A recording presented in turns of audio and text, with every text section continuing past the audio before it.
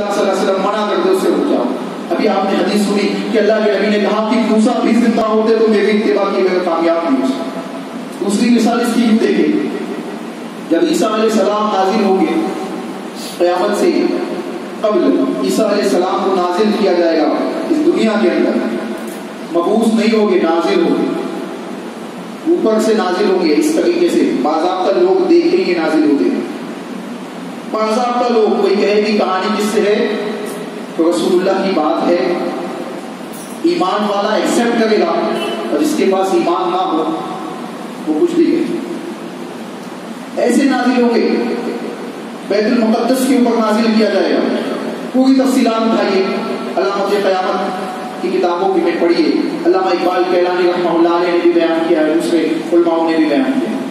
میں یہ کہنا چاہتا ہوں کہ عیسیٰ علیہ السلام آئیں گے، عیسیٰ علیہ السلام کو دیکھیں گے اور عیسیٰ علیہ السلام کی باتوں کو تسلیم بھی کریں گے.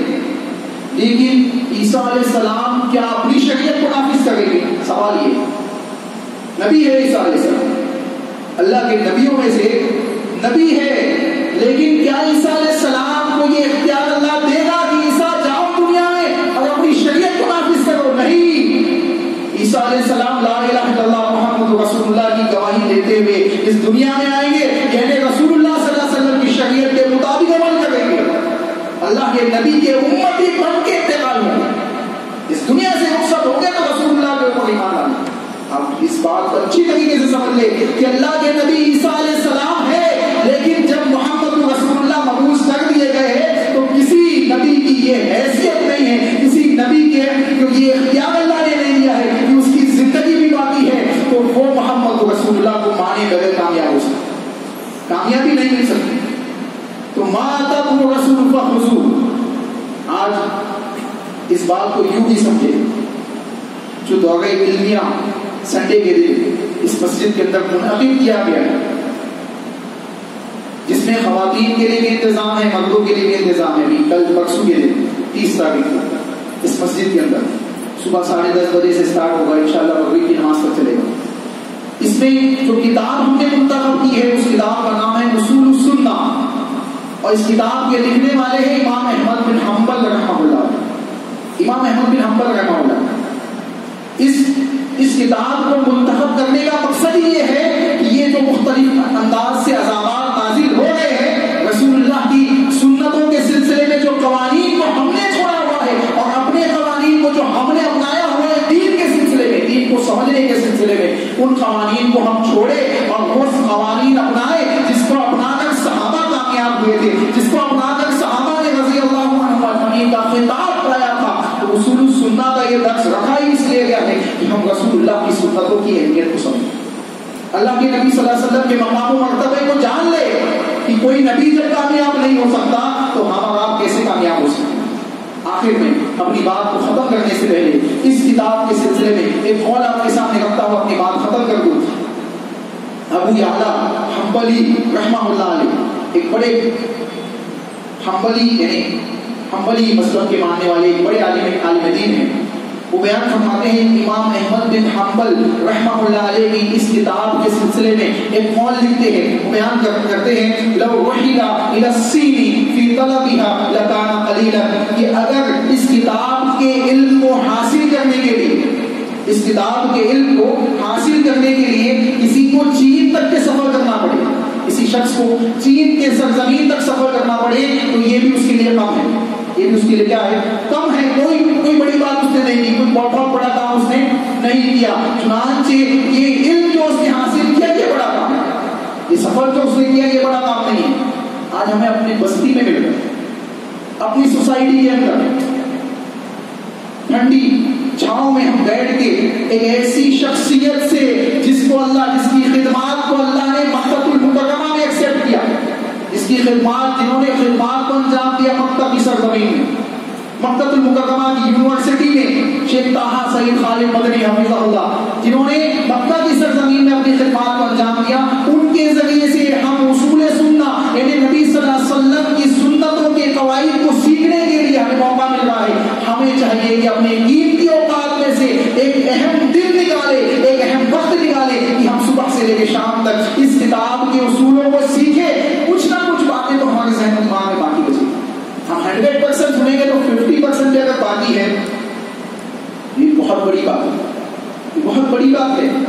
اور اس میں سے اگر 25% بھی ہم نے عمل کر لیا تو ہمارے لیے ممکن ہے کہ کسی عمل سے اللہ راضی ہو جائے اور ہمارے لیے نجات کا ذریعہ بن جائے۔ اللہ رب العالمین سے دعا ہے کہ اللہ ہمیں صحیح سمجھ عطا فرمائے، عذابات کو، جو اللہ کے عذاب کو دعوت دینے والے اعمال ہیں، ان اعمال سے اپنی حفاظت، اپنے معاملات کو بچانے کی توفیق عطا فرمائے۔ اللہ اپنے اعمال کو ایسے اعمال انجام دینے کی توفیق عطا فرمائے جو اللہ کو راضی کرنے والے ہیں، اللہ کی خوشنودی والے ہیں، اللہ اس کے رسول کی اطاعت والے ہیں، اللہ اس کے رسول کی اطاعت کے ساتھ صحابہ کے فہم اور منہج کے مطابق ہے۔ اے اللہ ہمیں اپنے معاملات کے اندر اللہ اس کے رسول کی اطاعت کو شامل کرنے کی توفیق عطا فرما، اپنی عبادات کے اندر اللہ اس کے رسول کی اطاعت کو شامل کرنے کی توفیق عطا فرما۔ اے اللہ جس طریقے سے صحابہ نے اللہ اس کے رسول کی اطاعت کو ایکسپٹ کیا، قبول کیا اور اپنے عمل کے، اپنی زندگی کے اندر عملی جامہ پہنایا، اے اللہ ہم گنہگاروں کو بھی تھوڑی سی توفیق دے دے کہ ہم بھی اللہ اس کے رسول کی اطاعت کے ساتھ زندگی گزارے اور صراط مستقیم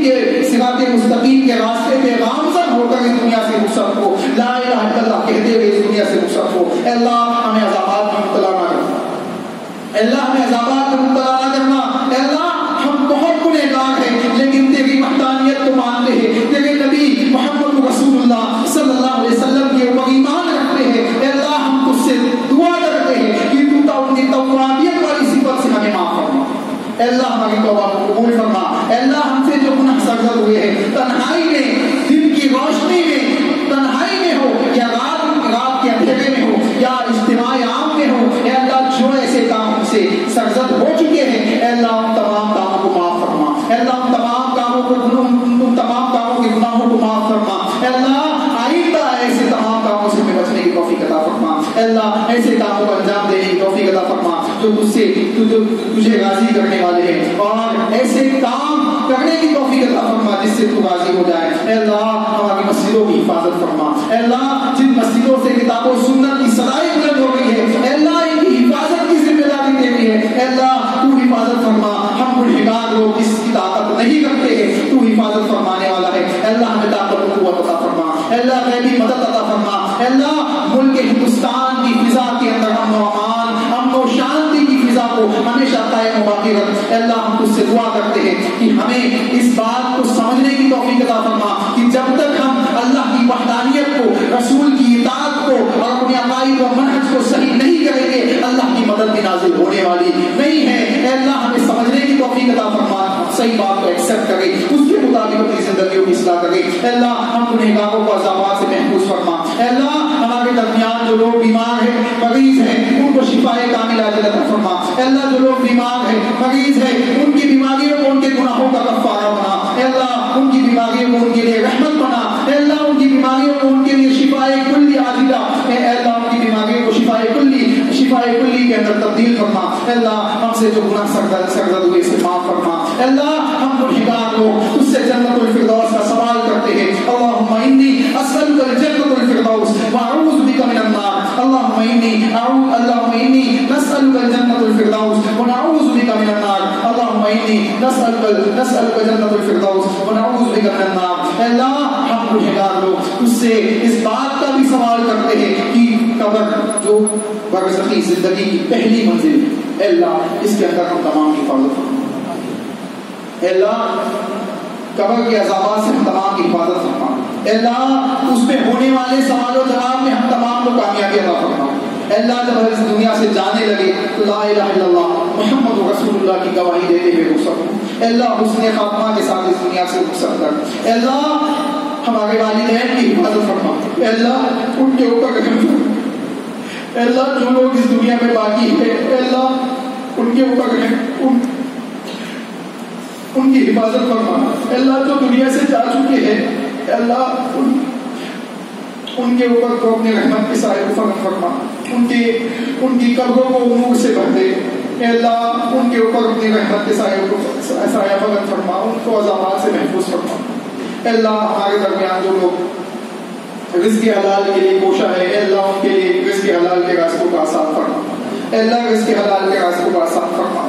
اے اللہ رزق حلال کے راستوں کا آسان فرما. اے اللہ مختلف انداز سے مسلمانوں کے اوپر جو ظلم و ستم کیے جا رہے ہیں، اے اللہ ان ظلم و ستم سے تمام امت مسلمہ کو محفوظ فرما. اے اللہ اندرونی اور بیرونی تمام فتنوں سے ہم تمام کی حفاظت فرما. اے اللہ اندرونی اور بیرونی تمام فتنوں سے ہم تمام کی حفاظت فرما. اے اللہ اندرونی اور بیرونی تمام فتنوں سے مسلمانوں کی حفاظت فرما. کتاب